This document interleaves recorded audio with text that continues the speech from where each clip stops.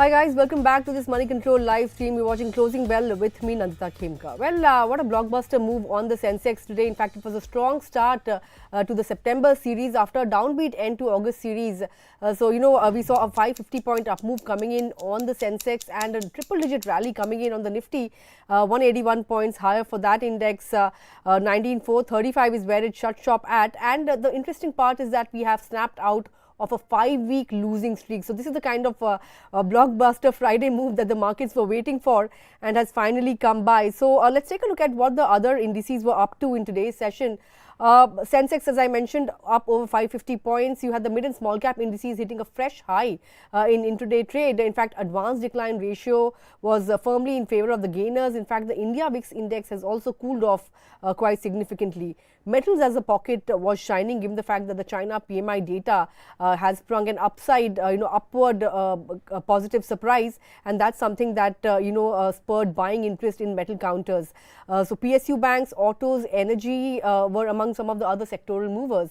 Nifty Bank, that was not doing all that well in the first half of the session, but that also managed to stage quite a smart recovery. In fact, towards the end of the session, the Nifty Bank index ended higher by about 1% or thereabouts. PSU banking index also doing pretty well in today's session. But what didn't do all that well was the pharma pack. That was the only sectoral laggard in today's session. If you look at some of the other Nifty gainers, NTPC, ONGC, in fact, ONGC surged somewhere around 4% or thereabouts on the back of a surge in crude prices, which are now hovering around that $87 per barrel mark. Tata Steel, JSW Steel, Maruti, among the other movers. In fact, on the losing end, you had Cipla, Dr. Reddy's, HDFC Life, Ultratech Cement and Nestle. Let's also look at the broader end of the markets, given the fact that there was a lot of action, when it comes to mid caps and small caps as well.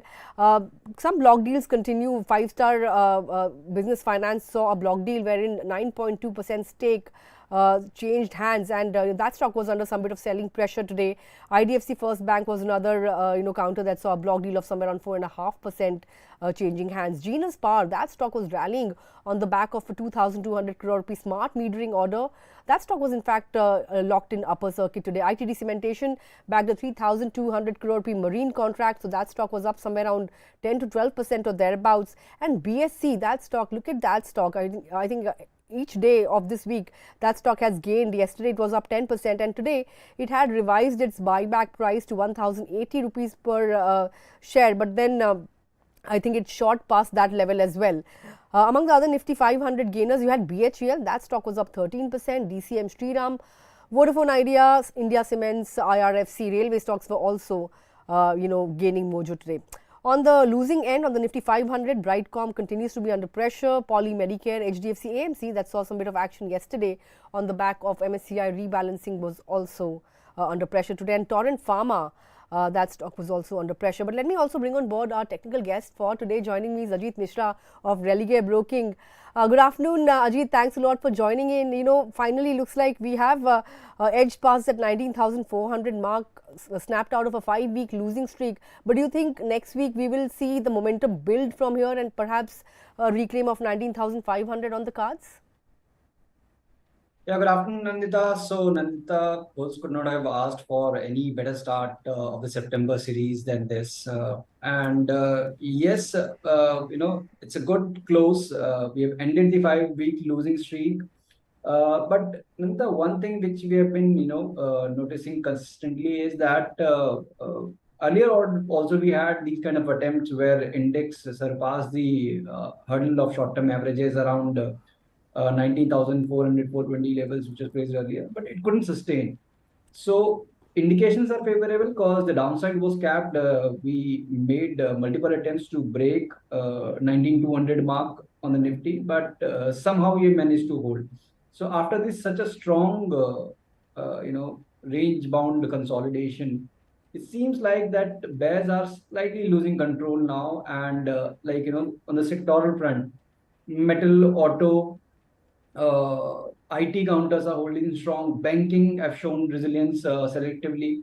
So all these factors put together are indicating that yes, this rebound can extend. But will it turn out to be a reversal? That we need to see. All right, we'll have to see whether or not it turns out to be a reversal, or is it just a short-term bounce is something we'll have to watch out for next week.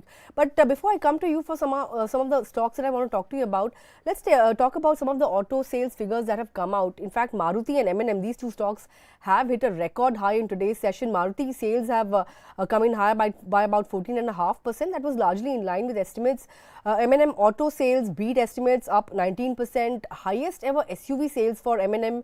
Tractor sales were obviously under pressure given the fact that we've seen deficient monsoons. So even Escorts saw an 8.5% downtick in August sales, missing estimates.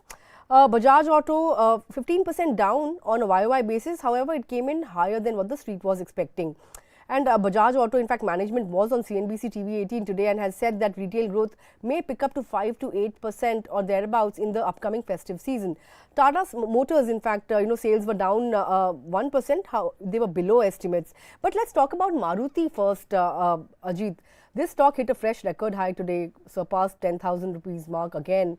And brokerages have pegged targets in excess of 11,000 or thereabouts. How is it looking on the charts now?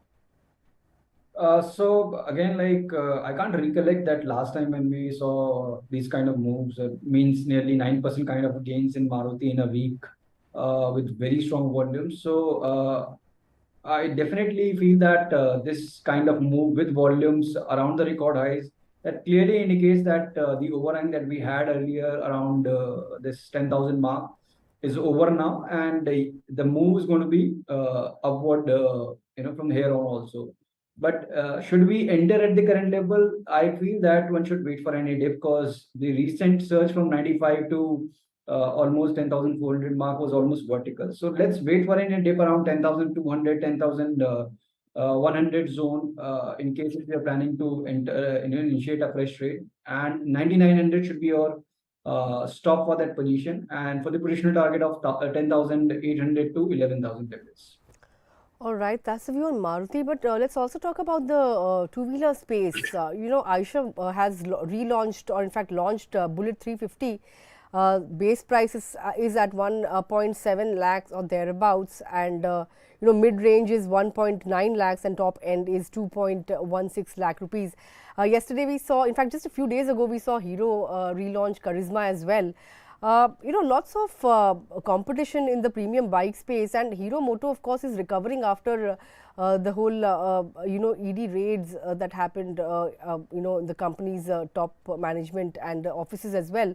But in the two-wheeler space, comparing a Bajaj Auto, Hero and Eicher, which one would you say is looking most attractive on the charts at the juncture? See, in case if you have to choose one among these three, I would go ahead with Eicher. Considering that in July we had this, a sharp decline in the stock as it retraced from 3,600 to 3,100 mark just in the week time.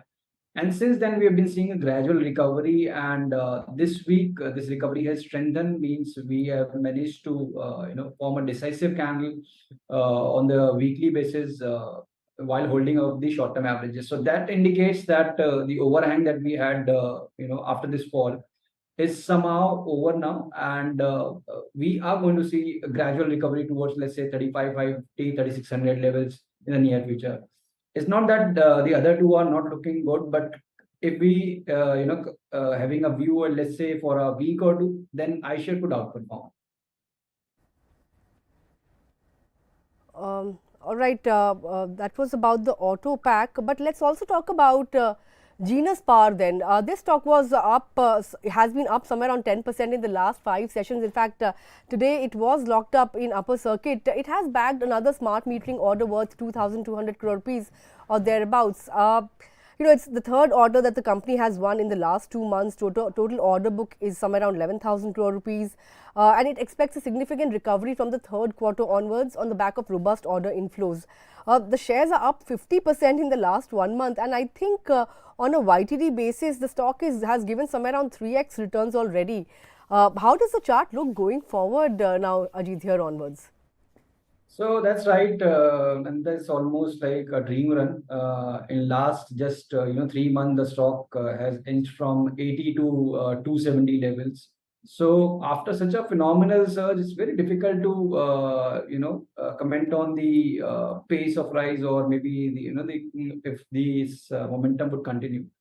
Because of late also we had the phase of consolidation, profit taking in the stock.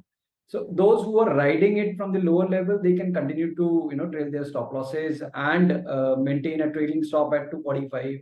But for fresh entry, I feel it's too late now, considering the kind of move that we have in the stock, and there's hardly any consolidation during this journey. So stay away in case if you're planning any fresh trade. But yeah, for the existing position, you can maintain stop at 245 and keep on trailing your stop losses on every rise. All right, that's the view on Genus Power. But I also want to get your thoughts on the banking pack now. Banks have also been pretty iffy in the last few sessions. Today, at least in the first half of the session, it was literally in the red. But in the second half, it did gain momentum, and now we can see the bank index ending higher by nearly 1% or thereabouts. Where do you expect the Nifty bank to head from here? 44,430 or thereabouts right now. Any chances of 45,000 being retested? Nanda, in fact, last week we had this, a close wherein banking ended marginally in the green, while the Nifty, settled almost, with marginal decline in the in red. So now, in continuation to what we had last week, means the reversal candle is somehow a similar kind of a formation that we have this week also, means a green closing, though it's not very significantly higher, but still, yes, we could hold 100 EMA second time in a row on the daily chart. So this indicates that yes, selectively we'll continue to see the buying coming in on every dip around 43, 800, 44,000 mark. But upside hurdle is still intact, as you've rightly mentioned, that 45,000 is still going to be a critical resistance to cross.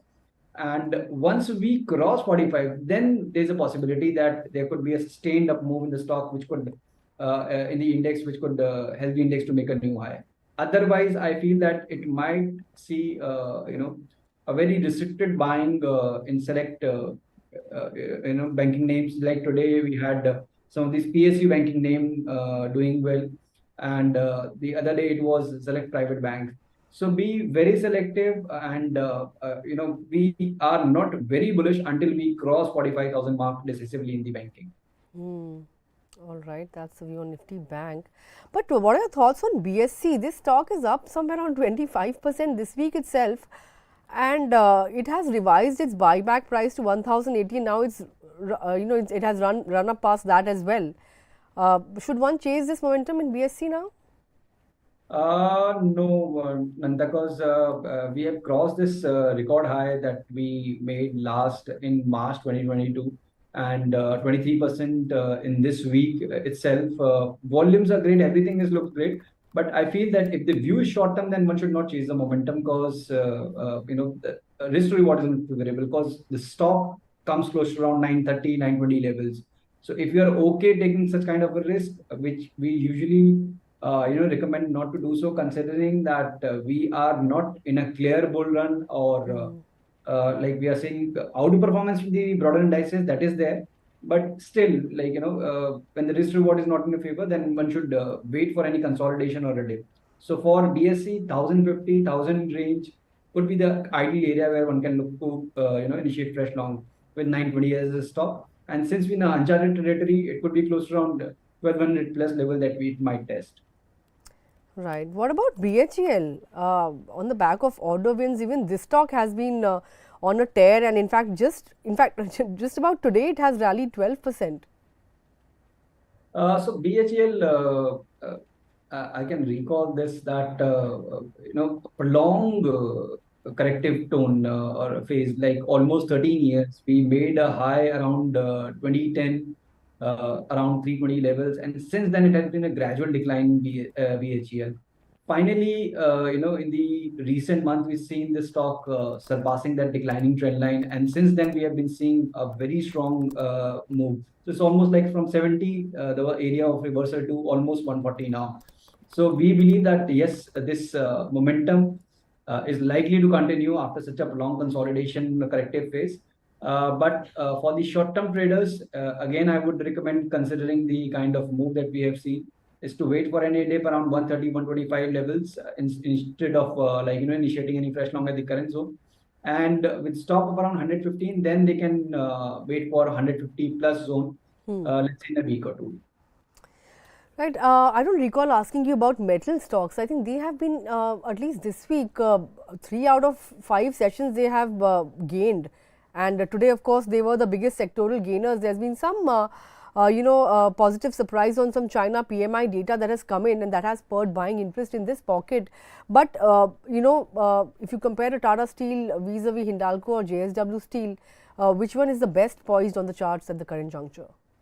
I'll go ahead with Tata Steel for sure, considering that again for Tata Steel also we had this decent corrective phase which lasted for nearly 2 years, and around 115 we had this trend reversal, and since then we are seeing gradual basing and followed by recovery in the trend. So this week we have gained roughly around 9%, and we expect this momentum to continue. So close to around 132 is what we are eyeing as the immediate target, and positional target a new high close to around 140 plus them.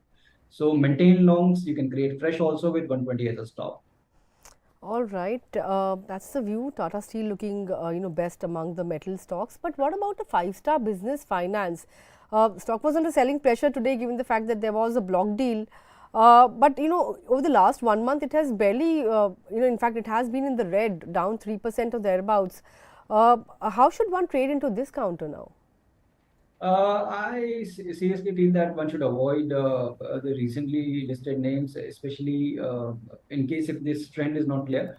Though 5-star, yes, it has done well, but volumes were missing, and the negative part is that when the stock is declining, we are seeing rise in volumes.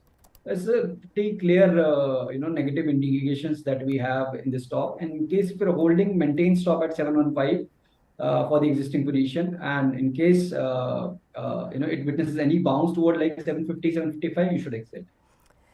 Right, and the last stock that I want to ask you about is Nazar Tech. Of course, when the whole GST on gaming issue had cropped up, we saw all these gaming companies getting hammered out of shape. Today, of course, there was a CNBC TV18 exclusive wherein sources have said that Zerodha founder is looking to up his stake in Nazar Tech to 3.5% from 1% or thereabouts. Down 3% in today's session, but over the last 5 sessions, it has done fairly okayish for itself. Should one avoid these gaming stocks now? See, it looks comparatively better to what we saw in Delta and the other names. I feel that Nazara, the recent price action indicates that yes, there's sign of reversal. Though after today's cut, again, it might look like the journey is not going to be very smooth. But if you are holding longs, you can continue to hold with 720 as a stop, and gradually we can see the stock graduating towards 850 plus levels. But in case if you are chasing momentum, then one should avoid. All right. If you're holding on to it, hold on to it. But otherwise, perhaps you should avoid. But any stock recommendations for next week, Ajit? See, Nandita, instead of like stock recommendation, I can name few sectors which one should keep on radar in case if this momentum continues. So auto, IT and metals. Right. So the auto we discussed about Maruti, which looks still promising. Then one can add M&M also to that list. In the IT space, I also feel that the kind of consolidation that we are seeing is likely to end on a positive note with TCS, HCL Tech leading the pack. And lastly, in the metals, Tata Steel we have discussed. In case if you can manage volatility also, then JSW Steel is also one of the candidates which one can look at. All right, so watch out for auto, IT and metals. That's the view from Ajit. With that, Ajit, thanks a lot for taking out time and joining in this afternoon and sharing your thoughts with us. We are heading into a happy weekend given the fact that we have snapped out of a 5-week winning streak. I'll see you sometime later on my show, but wishing you a very happy weekend and have a great and relaxing weekend. Same to you, Nandita. Thank you. Thanks a lot. Well, with that, we have come to the end of this edition of Closing Bell. If you have any comments, leave it in the comment section below. And of course, have a great weekend and come back and join us on Monday morning on Morning Trade as we take all the market action forward. But from me, it's a goodbye. Thanks a lot for tuning in and stay tuned to Moneycontrol for all your other news and updates.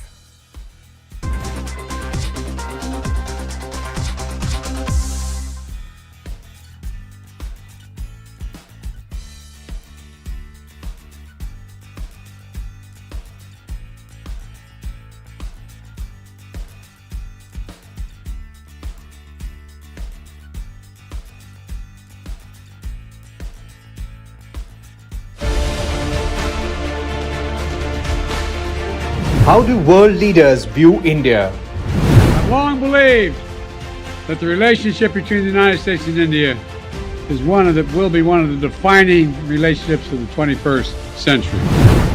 The bright spot of the global economy. The growth rate for India, which is 6.8 in 2022. Let's not forget, this is one of the bright spots in the global economy right now, such a high growth rate. The potential of India is enormous, and you have now a reformer, a radical reformer, who has the ability to transform it. On the verge of a big transformation. इस अमृत काल में हमारे संकल्पों की सिद्धि हमें आजादी के 100 वर्ष तक ले जाएगी. A magnet for investment. I'm actually incredibly excited about the future of India. I think India has more promise than any large country in the world. The world is bullish on India. Moneycontrol is bullish on India. Join the campaign. Tweet to us with hashtag MC Bullish on India.